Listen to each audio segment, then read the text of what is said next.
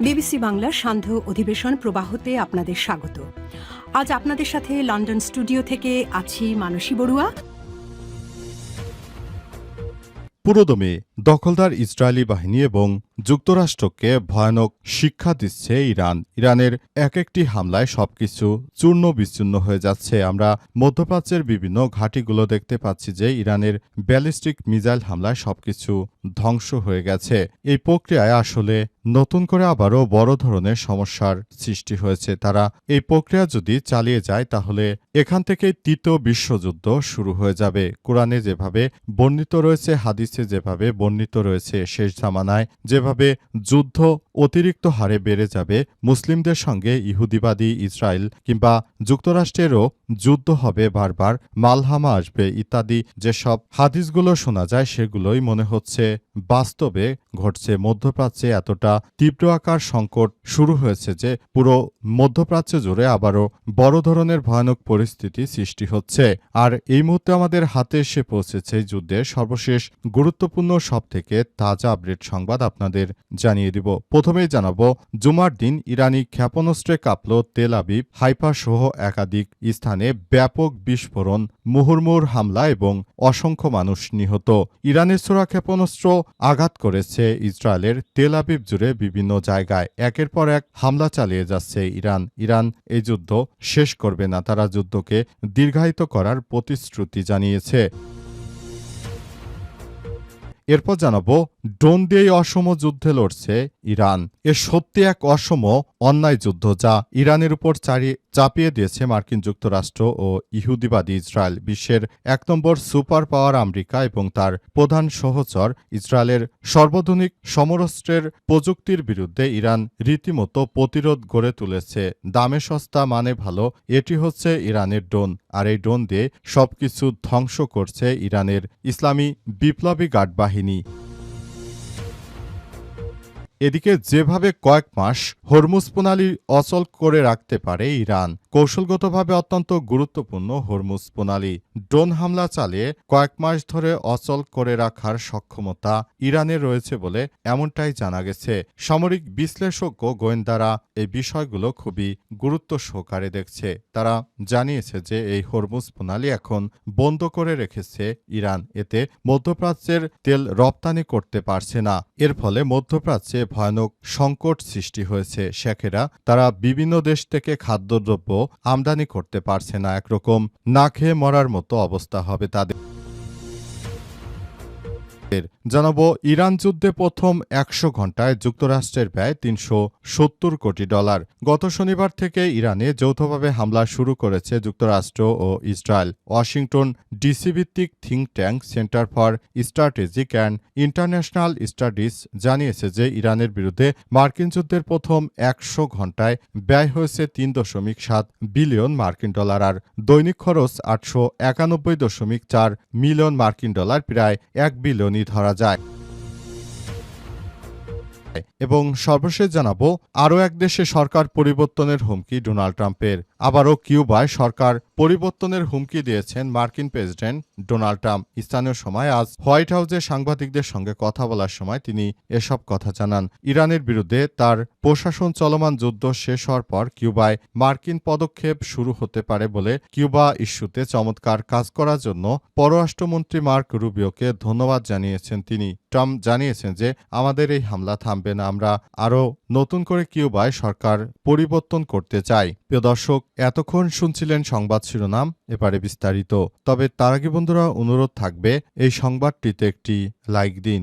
এই চ্যানেলে আপনি নতুন হয়ে থাকলে আমাদের সংবাদটি দেখতে দেখতে চ্যানেলটি সাবস্ক্রাইব করে রাখুন। কমেন্ট করে বন্ধুরা আপনার মূল্যবান মতামত জানিয়ে দিন আপনি বিশ্বের কোন দেশ থেকে বা বাংলাদেশের কোন স্থান থেকে আমাদের সংবাদটি দেখছেন এবং শুনছেন। আর বন্ধুরা, সংবাদটি আপনার সোশ্যাল মিডিয়া ফেসবুকে শেয়ার করে বন্ধুদেরও দেখার সুযোগ করে দিন। গাজা যুদ্ধে আপনি যদি নিরীহ ফিলিস্তিনিদের ভালোবেসে থাকেন, কমেন্টে ইয়েস লিখে পুরো বিশ্বকে জানিয়ে দিন। এবারে বিস্তারিত। জুমার দিন ইরানি ক্ষেপণাস্ত্র হামলায় কাঁপল তেল আবিব, একাধিক স্থানে ব্যাপক বিস্ফোরণ। ইরানের ছোড়া ক্ষেপণাস্ত্রের আঘাতে শুক্রবার ইসরায়েলের তেল আবিব জুড়ে একাধিক স্থানে ব্যাপক বিস্ফোরণের ঘটনা ঘটেছে। এই বিস্ফোরণে আসলে সবকিছু একরকম চূর্ণ বিচূর্ণ হয়ে গেছে। বর্তমান যে কন্ডিশন শুরু হয়েছে, এখান থেকে আসলে বাঁচতে হলে এখন থেকেই সবাইকে আরও বেশি কাজ করতে হবে। নতুন করে এই ধরনের কার্যক্রম শুরু করেছে ইরান এবং দখলদার ইসরায়েলি বাহিনীরা সেখানে একরকম খুবই অসহায় হয়ে পড়েছে। ইহুদিবাদী ইসরায়েলের সেনা সদস্যরা এখন সেখানে একরকম নানাবিধ সমস্যার মধ্যেই পড়ে গেছে। তারা মধ্যপ্রাচ্যে নিজেরা খুবই অসহায়ভাবে কাজ করছে। তারা তাদের বিমান হামলা অব্যাহত রেখেছে, কিন্তু বিভিন্ন সময় তারা নিজেদের মতো করে সবকিছু নিয়ন্ত্রণ করতে পারছে না। মধ্যপ্রাচ্য জুড়ে আসলে নতুন করে এই বড় ধরনের সংঘাত সৃষ্টি হয়ে গেছে এবং পুরো এলাকাভিত্তিক এখন ইহুদিবাদী ইসরায়েলকে এক এক করে গুড়িয়ে দেওয়া হচ্ছে, এমনটাই নিশ্চিত করা হয়েছে। জুম্মার আগে এবং পরে ইহুদিবাদী ইসরায়েল জুড়ে ব্যাপক হামলা চালানো হয়েছে এবং এই হামলায় অনেক মানুষই মারা যাচ্ছে। ইহুদিবাদী ইসরায়েলিরা তারা রাডারের মাধ্যমে পূর্ব থেকে সিগন্যাল সংগ্রহ করছে এবং তারা বিভিন্ন গুহায় গিয়ে আশ্রয় নেওয়ার চেষ্টা করছে। ড্রোন দিয়ে অসম যুদ্ধে লড়ছে ইরান। এ সত্যি এক অসম এবং অন্যায় যুদ্ধ, যা ইরানের উপর চাপিয়ে দিয়েছে ইহুদিবাদী ইসরায়েল ও যুক্তরাষ্ট্র। তবে এই যুদ্ধ পরিচালনা করছে ইরান। তারা তাদের সর্বশক্তি ব্যবহার করে এই মার্কিন যুক্তরাষ্ট্রের বিরুদ্ধে এই অভিযান অব্যাহত রেখেছে। ইরানের পক্ষ থেকে দাবি করা হয়েছে যে আমরা এই অসম যুদ্ধকে চলতে দিতে পারি না, আমরা অসম এই যুদ্ধকে শেষ করব ইনশাল্লাহ। ইরানের পক্ষ থেকে আরও বলা হয়েছে যে অসম যুদ্ধকে আমরা শেষ পর্যন্ত দেখতে চাই, শেষে কি আছে এই যুদ্ধে। মার্কিন যুক্তরাষ্ট্র যেভাবে ইরানের নিরীহ নাগরিকদেরকে হত্যা করছে, এই হত্যাকাণ্ড বিশ্বব্যাপী এদের উপর নিন্দা করা হচ্ছে, কিন্তু এখন পর্যন্ত এই হত্যাকাণ্ড আসলে চালিয়ে যাচ্ছে এরা। হত্যাকাণ্ড চালিয়ে এমন এক বিভীষিকাময় পরিস্থিতি তারা তৈরি করার চেষ্টা করছে যে পুরো মধ্যপ্রাচ্য জুড়ে এদের যে প্রভাব ছিল সেগুলো ধীরে ধীরে কমতে শুরু করেছে। মধ্যপ্রাচ্যে যে বিভিন্ন দেশগুলো ছিল, এসব দেশে মার্কিন যুক্তরাষ্ট্র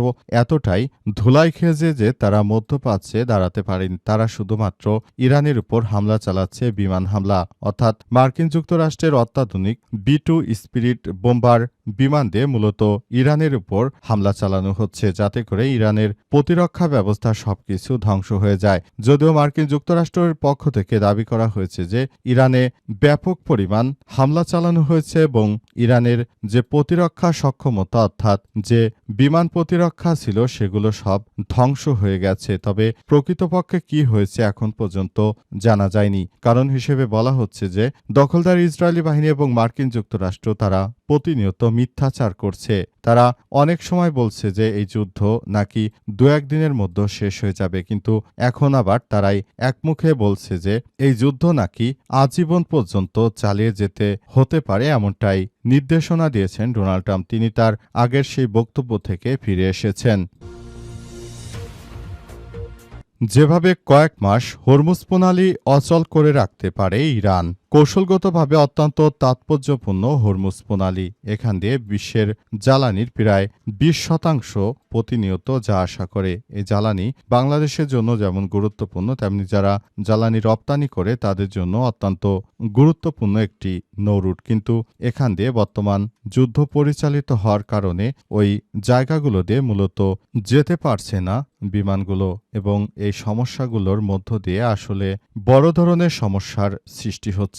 তাই হরমুজ প্রণালী একরকম বন্ধ রেখে দিয়েছে ইরান। ইরানের বিপ্লবী গার্ড বাহিনী বা IRGC সদস্যরা তারা হরমুজ প্রণালী বন্ধ রেখে দিয়ে তারপর সেখান দিয়ে কোনো যুদ্ধজাহাজ কিংবা কোনো অয়েল ট্যাঙ্কারকে যেতে দিচ্ছে না। সেসব জায়গাগুলো তারা নিজেদের দখলে রেখেছে। যদিও আজ সকালে সেখানে US আব্রাহাম লিঙ্কন নামের যে বিমানবাহী রণতরী রয়েছে বা এয়ারক্রাফট ক্যারিয়ার রয়েছে মার্কিন যুক্তরাষ্ট্রে, সেটি সেদিকে গিয়ে ইরানের এই অবরোধ ভাঙার চেষ্টা করেছিল। তবে সেটিতে ইরান ড্রোন হামলা চালিয়েছে। ড্রোন হামলায় সেটি একরকম ধ্বংসের দ্বারপ্রান্তে দাঁড়িয়েছে। এরপর তারা দ্রুত সেখান থেকে এই বিমানবাহী রণতরীটি নিয়ে পালিয়ে গেছে। বর্তমানে ইরানের দখলেই রয়েছে হরমুজ প্রণালী। তাই ভবিষ্যতে এইভাবে তারা নৌ অবরোধ যদি চালিয়ে যেতে পারে তাহলে পুরো বিশ্বে আবারও বড় ধরনের জ্বালানি সংকট এবং বাণিজ্যিকভাবে অনেক বড় সমস্যা সৃষ্টি হতে পারে, এমনটাই জানা গেছে। ইরান যুদ্ধে প্রথম ১০০ ঘণ্টায় যুক্তরাষ্ট্রের ব্যয় $৩৭০ কোটি। গত শনিবার থেকে ইরানে যৌথভাবে হামলা শুরু করেছে মার্কিন যুক্তরাষ্ট্র ও ইহুদিবাদী ইসরায়েল। ওয়াশিংটন ডিসি ভিত্তিক think tank centre for strategic and international study জানিয়েছে যে ইরানের বিরুদ্ধে মার্কিন যুক্তরাষ্ট্রের প্রথম ১০০ ঘণ্টায় ব্যয় হয়েছে $৩.৭ বিলিয়ন আর দৈনিক খরচ $৮৯১.৪ মিলিয়ন। মার্কিন প্রেসিডেন্ট ডোনাল্ড ট্রাম্প আরও জানিয়েছেন যে বর্তমানে যে পরিমাণ তাদের খরচ করতে হচ্ছে, যদি এইভাবে খরচ করতে হয় তাহলে এটি মার্কিন যুক্তরাষ্ট্রের অর্থনীতির উপর প্রচুর চাপ বাড়বে। ওই দেশের যারা সাধারণ জনগণ রয়েছে তাদের জীবনযাত্রার মান আরও বেড়ে যাবে, জীবনযাত্রার ব্যয় বেড়ে যাবে। অর্থাৎ বর্তমান যে পোশাকটি তারা যে টাকায় কিনছে ভবিষ্যতে তারা এই পোশাক একই দামে কিনতে পারবে না। কারণ হিসেবে বলা হচ্ছে যে যদি বৈশ্বিকভাবে মার্কিন যুক্তরাষ্ট্রের ডলারের মূল্য হ্রাস পায় তাহলে ওই দেশে স্বাভাবিকভাবেই তাদের প্রতিটি পণ্যের দাম বেড়ে যাবে। এটা বড় ধরনের প্রভাব ফেলবে তাদের অর্থনীতিতে। এই বিষয়টি পরিলক্ষিত হবে। তাই এখনই মার্কিন যুক্তরাষ্ট্রের প্রেসিডেন্ট ডোনাল্ড ট্রাম্প তিনি যদি এই যুদ্ধ থেকে বের হয়ে আসতে না পারেন সেটি ভবিষ্যতের জন্য আরও বড় ধরনের সমস্যা তৈরি করবে। যদিও ইতিমধ্যেই মার্কিন প্রেসিডেন্ট ডোনাল্ড ট্রাম্প তিনি ভেনেজুয়েলার প্রেসিডেন্ট